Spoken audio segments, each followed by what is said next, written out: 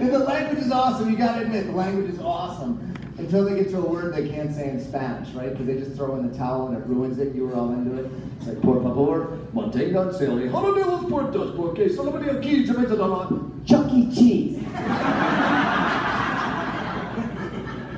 It just ruins the flow, that's all I'm saying. But speaking of flow, are you guys ready to keep this going, man? Come on.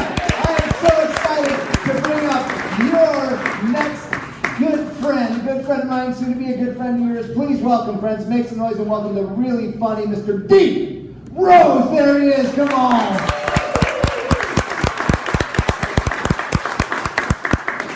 What's up? Everybody ready to have some fun? Wow, you really do look like a parent-teacher conference. Jeez. It's like being on American Idol. Hey, how are you?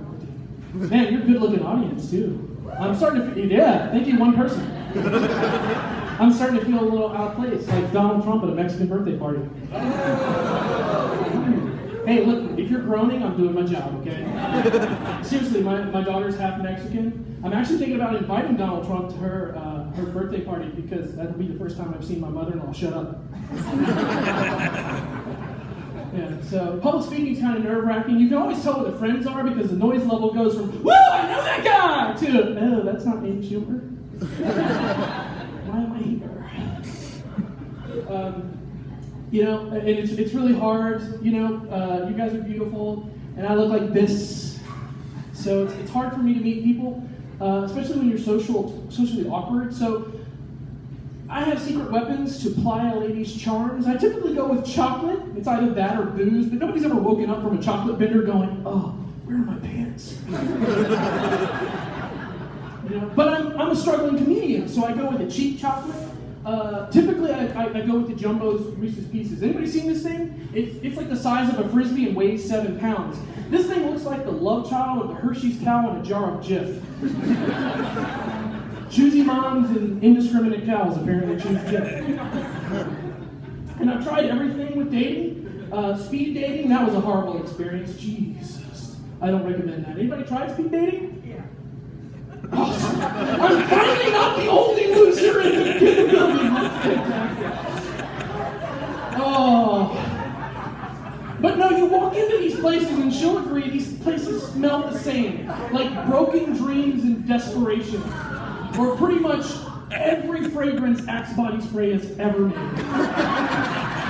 And I always get like the attention of the women that's really inappropriate. Listen, if you're old enough that I can find your grandson in my Xbox Live friends list, it's probably not going to work out. Okay? And these women typically smell like the perfume aisle at a Walmart. I mean, seriously, I genuinely have feared for some of their lives. Like one spark and now they're the hottest piece of ass in the burn room. I mean, so that's probably why I'm still single, because I say stuff like that. I am seeing a young lady. She works at a chicken slaughterhouse. Nope, I'm being serious. She calls it a poultry processing facility. And to me, that's like calling Auschwitz a Jewish day camp.